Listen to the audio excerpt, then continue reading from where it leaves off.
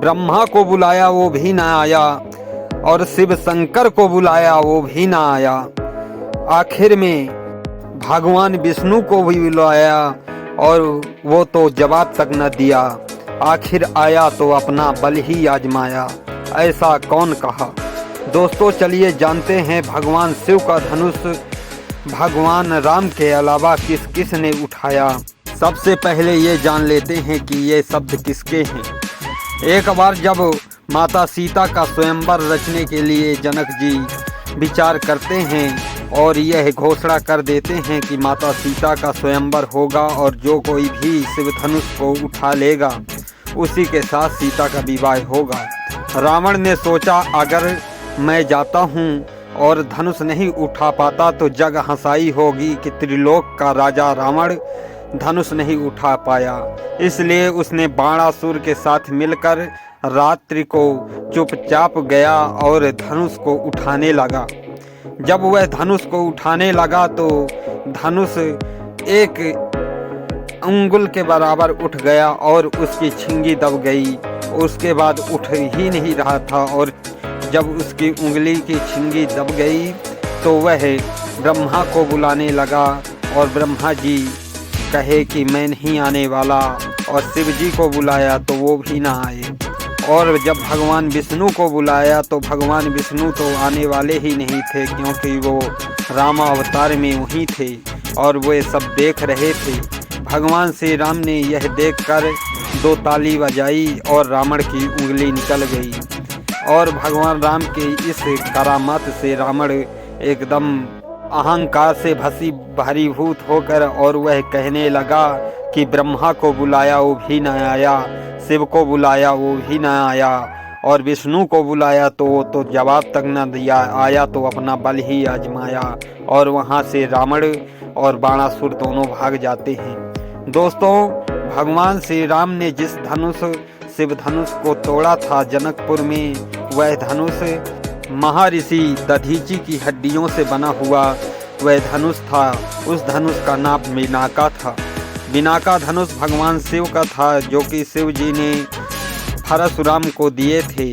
परशुराम युद्ध जब बंद कर देते हैं अर्थात संन्यास ले लेते हैं युद्ध से, तब वे जनकपुर में आकर रख देते हैं और जनकपुर के पूर्वजों को उसकी रक्षा करने के लिए बोल देते हैं। वह धनुष कोई भी नहीं उठाया था।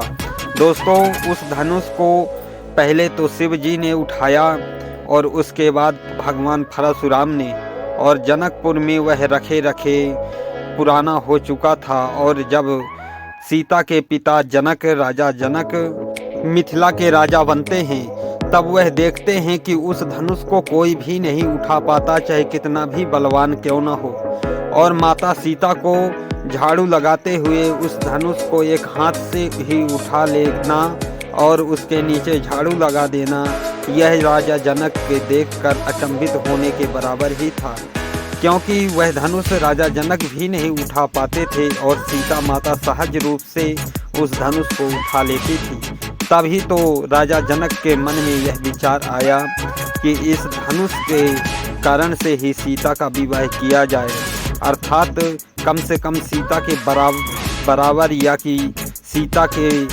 से ज़्यादा बलवान इंसान ही पुत्री के साथ विवाह करे तो अच्छा होगा।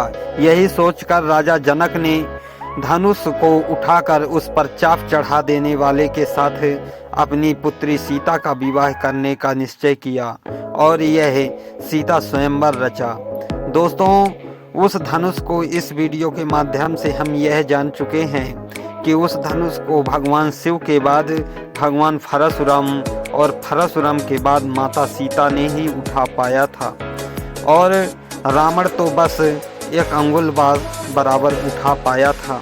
जब राजा जनक के जनसभा में स्वयंवर में जब सीता जी के पहुंचते हैं सभी राजा महाराजा देश विदेश से, कुछ दानव और देव लोग के भी देवता भी जाते हैं उस धनुष को उठाने और आजमाने, परंतु कोई भी नहीं उठा पाता। तब राजा जनक निराश हो जाते हैं और कहने लगते हैं कि यह धरती वीरों से खाली हो चुकी है, और लक्ष्मण जी क्रोधित हो जाते हैं। भगवान श्री राम फिर गुरु जी के आदेश पाकर जाते हैं और उस धनुष को उठाते हैं, और जैसे ही चाप चढ़ाने लगते हैं वैसे ही वह धनुष टूटकर 2 टुकड़े में बट जाता है।